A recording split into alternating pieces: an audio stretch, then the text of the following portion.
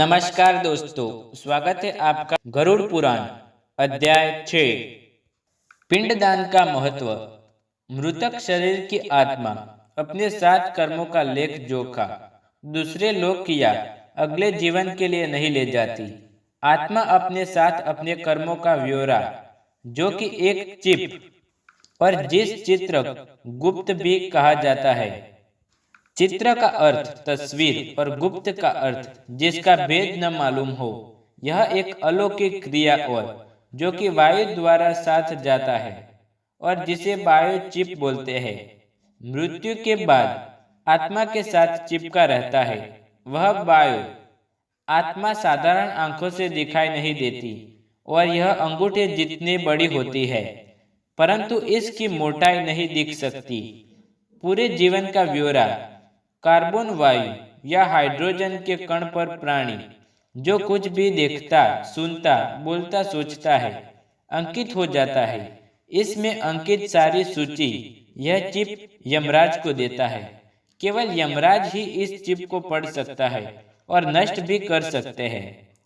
इसे नष्ट करने के बाद ही यमराज प्राणी के कर्मों को अनुसार उसे दंडित करते हैं। जब तक बायो चिप आत्मा के साथ रहता है, बायो आत्मा दूसरा शरीर धारण नहीं कर सकती।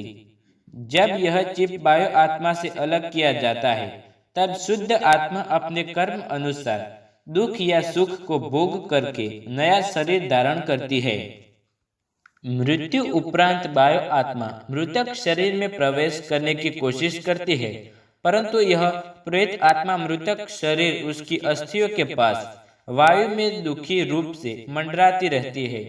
प्रेत आत्मा मृत स्थान पर तब तक रहती है जब तक यह प्रेत आत्मा से बायो आत्मा में नहीं बदल जाती।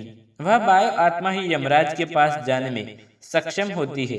इस प्रेत आत्मा को बायो आत्मा से परिवर्तन करने के लिए पिंडदान की आवश्यकता होती है। पिंडदान पुत्र, रिश्तेदार या किसी द्वारा भी संपन्न कराया जा सकता है। यह 10 दिन की रस्म है।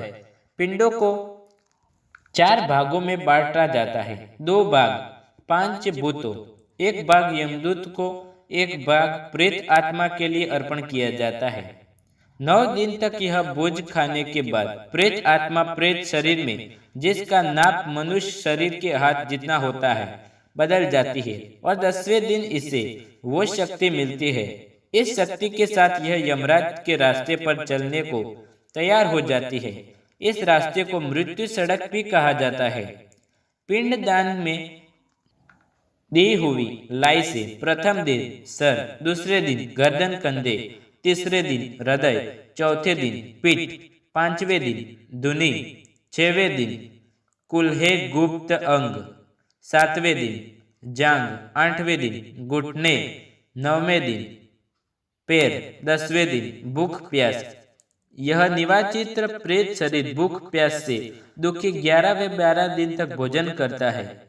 13वें दिन प्रेत शरीर यमदूतों के पास बोझों को जकड़ लेता है। एक बंदी बनकर की तरह मृत्यु सड़क पर घसीटता हुआ चलता है।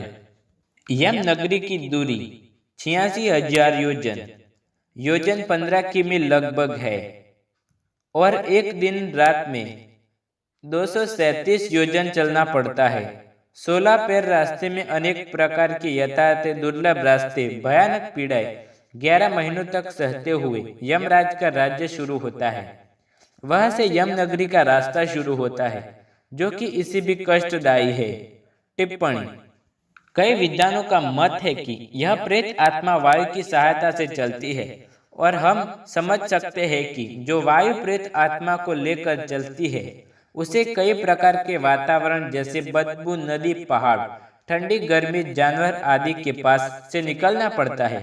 गरुड़ पुराण में वैतरणी नदी का इतना भयानक रूप वर्णन किया है कि संभवतः प्राचीन काल में लिखा गया है कि ग्रंथ उस समय में ब्राह्मण और गौ की सुरक्षा के हेतु आज जनता के दिलों में एक अलौकिक भय बिठने के लिए वर्णित किया गया है, ताकि लोगों में ब्राह्मणों को गौ अन्य दान देने से उनके पाप नष्ट हो जाए का भ्रम बना रहे। आप इस दार्शनिक विचार को कैसे ले सकते हैं, यह आप पर निर्भरित है। मृतक शरीर छोड़ने के 17 दिन बाद 18वें दिन प्रेत शरीर पहली नगरी में विश्राम करने के लिए रुकता है और पुत्र द्वारा दिया हुआ भोजन ग्रहण करता है।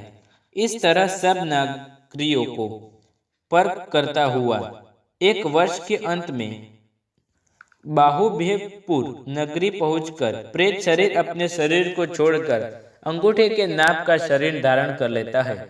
प्रेत आत्मा अपने कर्मों का भोग भोगने के यमदूतों के साथ पाशबंधु में जकड़ हवा में चल पड़ता है। यमराज की नगरी में 4 द्वार बने हुए हैं।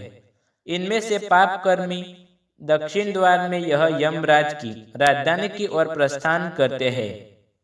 दोस्तों, आप हमारे चैनल त्रिनेत्र ज्ञान में नए हैं तो चैनल को सब्सक्राइब करें और बेल आइकन जरूर दबाएं नए वीडियो देखने के लिए। यह वीडियो आपको पसंद आए तो वीडियो को लाइक शेयर कमेंट करें। धन्यवाद।